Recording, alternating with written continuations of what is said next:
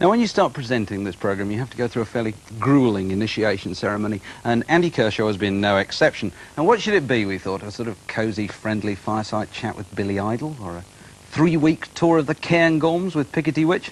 Well, we eventually decided to dispatch him to the annual Monsters of Rock Festival, which takes place at Castle Donnington in the Midlands. But as you'll see in a minute, he had a bit of trouble at first convincing the natives he was friendly.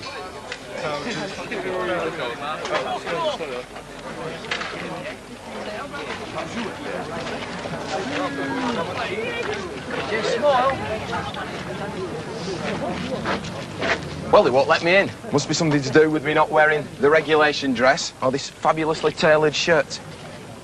Tell you what, lend us your jacket, Chief, and let's see whether we can get in this way.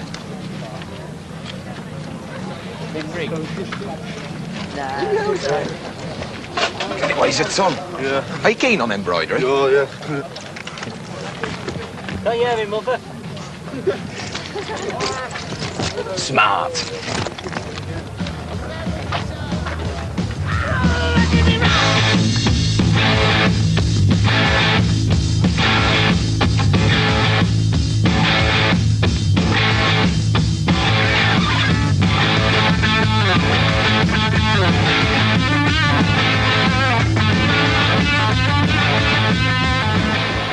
Well, I'm finally in, along with, reportedly, 64,999 other people.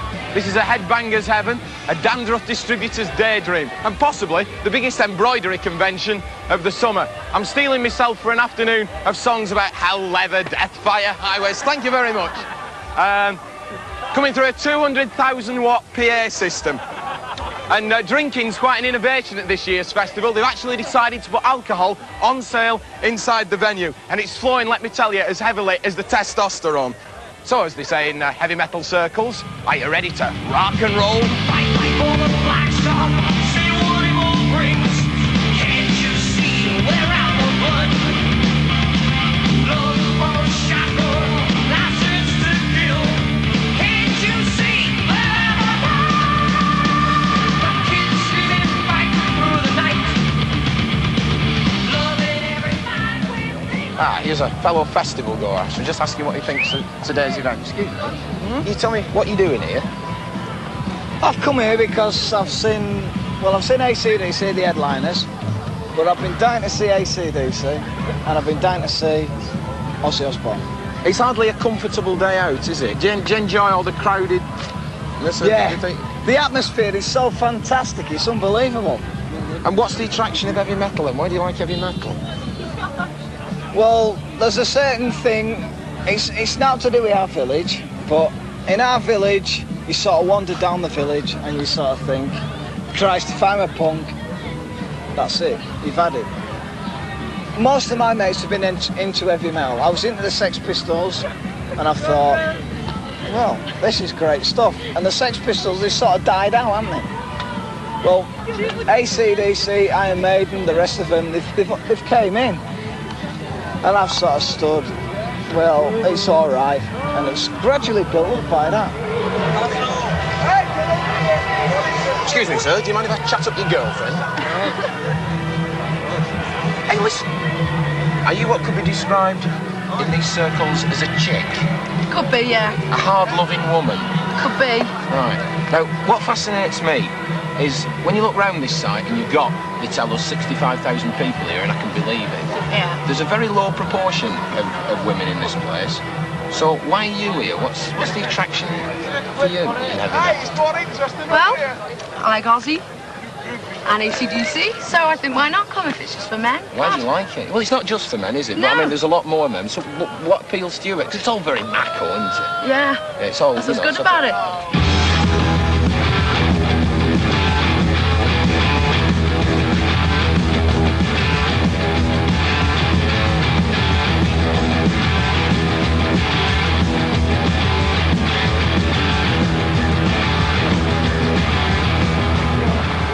Far too tasteful for me.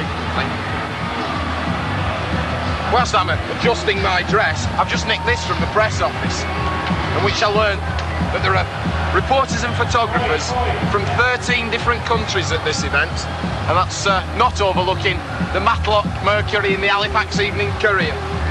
I'll tell you what. There's a lot going on, but the big bands aren't even here yet. So what I'm going to do is jump on this and ride off into the sunset and see whether I can find them. What a stallion of the highway.